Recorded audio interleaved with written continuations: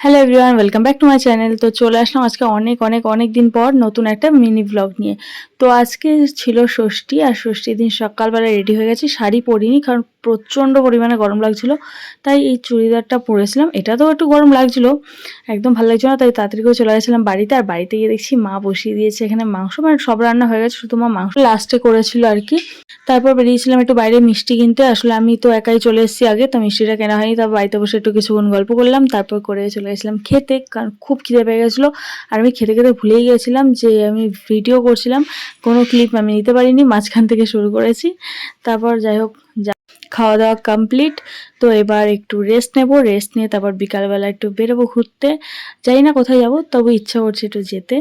আর rest নেব কি, তার মধ্যে হিয়া চলে এসছে এখানে, সাথে করছিলাম একটু খেলা। তারপর সন্ধ্যাবেলা বেরিয়ে গেছিলাম কাকার দোকানে একটু বাইরেটা ঘুরে, তারপর কাকার দোকানে গিয়ে মোমো খেয়েছিলাম। আজকের মতো এখানে টাটা, দেখাবে নেক্সট মিনি ব্লগ।